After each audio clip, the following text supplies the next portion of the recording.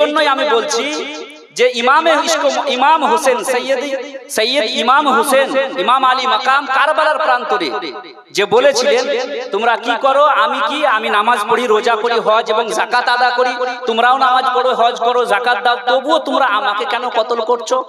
এ কথা বলেন ইমাম ইশক মোহাব্বত হযরত ইমাম আলী মাকাম ইমাম হোসেন যে কথাটি কারবালার প্রান্তরে বলেছিলেন সেটা সম্পর্কর কথা বলেছেন। কার সাথে আমার সম্পর্ক? হে ইয়াজিদি সৈন্যবাহিনী, জানো আমি কে? আমি হলাম সেই বাড়ির সন্তান যার বাড়িতে কোরআনে কারীম নাজিল হতো। আমি সেই বাড়ির সন্তান, আমি সেই ইমামে হোসেন যার বাপের ব্যাপারে, যার পিতার ব্যাপারে আল্লাহর রাসূল নিজের পবিত্র মুখ দ্বারা এই কথা বলেছেন, আনা মাদিনাতুল ইলমি ওয়া আলিয়ুন বাবুহা। আমি হলাম জ্ঞান ও হিকমতের শহর আর আলী হলো তার দরজা। আমি সেই আলীর সন্তান। সম্পর্কটা জাহির করছেন ইমাম হোসেন। ইমাম হোসেন বলছেন, হে ইয়াজিদি সৈন্যবাহিনী, জানো আমি কে? আমি হলাম সেই ইমামে হোসেন যার ব্যাপারে রাসূল বলেছেন, আল হাসান ওয়াল হুসাইন সাইয়্যিদা শাবাবি আহলিল জান্নাহ। হাসান ও হুসেন হচ্ছে কি জান্নাতি জওয়ানদের সরদার। আমি সেই ইমামে হোসেন, আমি সেই ইমামে হোসেন যার মার ব্যাপারে আল্লাহ রাসূল বলেছেন যে জান্নাতি রমণীদের সরদারনি হচ্ছে ফাতেমাতুজ জাহরা। ইমামে হোসেন সম্পর্ক জাহির করছেন। সম্পর্কটা কত ইম্পর্টেন্ট আমরা হাদিসে এবং অন্যান্য বই পুস্তকে পড়েছি যে কিয়ামতের দিবসে কিছু মানুষ থাকবে যারা বলবে যে আমি ওই ওলামার ওজুর পানি নিয়ে এসে দিয়েছিলাম, ওই আলিমের সাথে আমার সম্পর্ক ছিল, ওই বুজুর্গের সাথে সম্পর্ক ছিল। এইরকম সবাই সম্পর্ক জাহির করবে দুনিয়াতে। যদি আমি সেই কিছুদিন আগে যখন হাওড়া প্রোগ্রামে গেলাম, তো সেখানে বলছেন আপনাদের দেশেই তো একজন রাষ্ট্রপতি আমাদের দেশে হয়েছিল, আপনাদের দেশ থেকে উঠে আসা, মুর্শিদাবাদ থেকে উঠে আসা। আমি বলেছিলাম যে হ্যাঁ আমাদের জঙ্গিপুরে মহকুমা থেকেই উঠে এসেছিল প্রণব মুখার্জি, তিনি মরে গেছে, ইন্তেকাল করে মরে গেছে এক কথায়। তো সম্পর্কটা দুনিয়ার মধ্যে জাহির করা হয়। আপনি চিন্তা করেন কিয়ামতের দিবসে সম্পর্ক কি হবে? সবাই সম্পর্ক জাহির করবে। সম্পর্ক আল্লাহ রাব্বুল আলামিন বলছেন তুমি জান্নাতে যেতে চাও, সর্বপ্রথম ঈমান নিয়ে আসলা, ঈমান নিয়ে আসার পর এবার তুমি জান্নাতে যেতে পারো না, এরপরে কি করতে হবে? ঈমান নিয়ে আসার পর আল্লাহকে ভয় করতে হবে। ইয়া আইয়ুহাল্লাযীনা আমানু ইত্তাকুল্লাহ, আল্লাহকে ভয় করো। তারপরে আল্লাহকে ভয় করলা, ঈমান নিয়ে আসলা, এবার তোমার ঈমান পরিপূর্ণ এবং জান্নাতে যাবে এটা কখনো না। আল্লাহ রাব্বুল আলামিন আয়াতের মধ্যে পরবর্তীতে বলছেন ওয়াকুনু মা'আস সাদিকিন, তোমরা সত্যবাদীদের সঙ্গ লাভ করো। ঈমান নিয়ে আসো, আল্লাহকে ভয় করো, সত্যবাদীদের সঙ্গ লাভ করো, না হলে ওই রকম হবে যেমন হুজুর আলা হযরত আজিমুল বরকত নিজের কবিতার মাধ্যমে বলেন, সুনা জঙ্গল রাত अंधेरी छाई बदली काली है, सोने वालों जागते रहियो चोरों की रखवाली है। আর গলি গলিতে এখন চোর বসে আছে।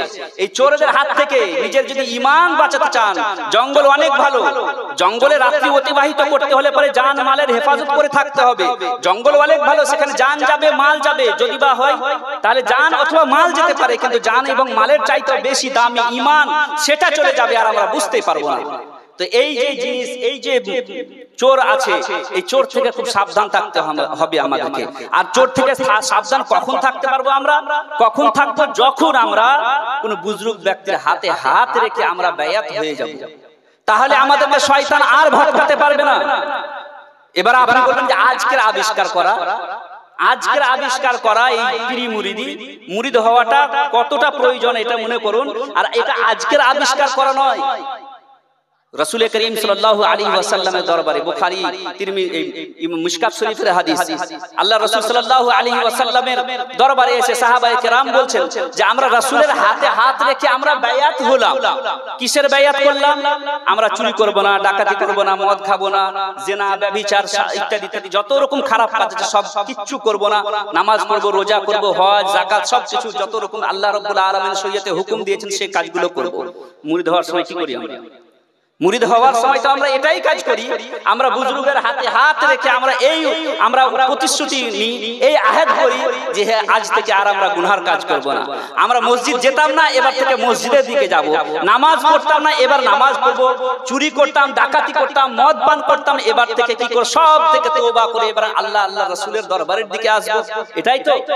তাহলে আজকের যুগে যখন ফিতনা ফাসাদের যুগ, এই ফিতনা ফাসাদের যুগে মুরিদ হওয়াটা খুব প্রয়োজন, খুব দরকার। সাহাবায়ে কেরামদের কিসের প্রয়োজন ছিল? আল্লাহ রাসূল বলেন, আসহাবিকান নুজুম বিআইহিম ইক্তাদাইতুম ইহতাদাইতুম, আমার সাহাবারা তারকার নাই, তার মধ্যে তোমরা জারি অনুসরণ করবে, সঠিক পথের সন্ধান পাবে। তাহলে সাহাবায়ে কেরামরা তবুও সাহাবায়ে কেরামরা রাসূলের হাতে হাত রেখে এই প্রতিশ্রুতি নিচ্ছেন যে আমরা কোনোদিন এই সব খারাপ কাজ করব না। তাহলে আমি আর আপনি কত 1400 1450 বছর পর আমি আর আপনি কত ফিতনার মধ্যে ডুবে আছি, যদি আমরা যদি না হয় বেয়াত, তাহলে বলুন যে কোনো সময় আমাদেরকে শয়তান ভটকিয়ে দিবে। কারণ প্রত্যেক আনাচে কানাচার ইউটিউব ফেসবুকেতে লেগেই আছে। আজকে আমাদের মুসলিম যুবকদেরকে 18 থেকে 40 বছরের মধ্যে এই যুবকদেরকে পেছনে এখন লেগে আছে স্কুল কলেজ ইউনিভার্সিটি এবং মিশনের নামে। কালকে মিশনে পরশুদিন কলেজ থেকে পড়ে এসে বাপকে বলছে এগুলো শিরক, এগুলো বেদাত। তো এই যে ফিতনা উঠেছে, এই ফিতনাকে দমন করার জন্য একটাই রাস্তা, সেটা হচ্ছে কি মাসলাকে হক, মাসলাকে আহলে সুন্নাত, মাসলাকে আলা হযরতের প্রতি দণ্ডায়মান থাকা। মাসলাকে আহলে সুন্নাত, মাসলাকে আলা হযরতের প্রতি যদি দণ্ডায়মান থাকি আমরা, যদি এই মাসলাককে যদি আমরা মজবুতির সাথে ধরে থাকি, তাহলে কিয়ামত পর্যন্ত কেউ আমাদেরকে ভটকাতে পারবে না।